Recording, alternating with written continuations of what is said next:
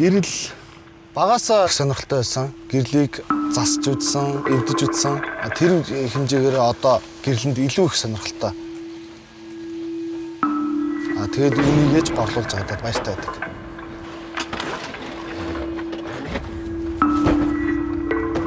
Миний ажил бол зөвхөн тогтой айл биш, тоггүй хот суурин газруудад ч гэсэн гэрэл түгэж байгаа болохоор давуу талтай бизнес юм болов.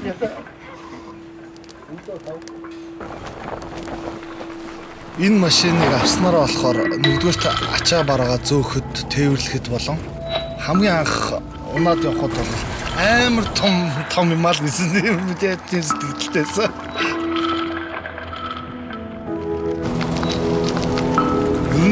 Дөрөв дугаар хайцдаг болохоор туулахгүй зам гэж байхгүй амар гой сэтгэл ханамжтай онж явдаг. Манай гэр бүлийнхэн болон манай 3 хүүхдүүд бол бүгдээрээ энэ машинд аягүй хайртай.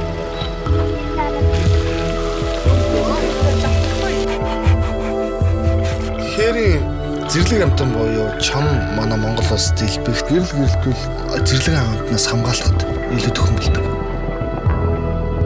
Ердөөсөө 10 гаруй жилийн өмнө лагаар гэрлөө орлуулж байхад одоо технологи хөгжөөд нарны панелаа гадна талд тавихад дотор талд гэрэл асч болж байна. Эрт дээр үед монголчууд морин дэл дээр үүсчихсэн бол одоо бид нар хотчоод машинаар морио орлуулах болсон.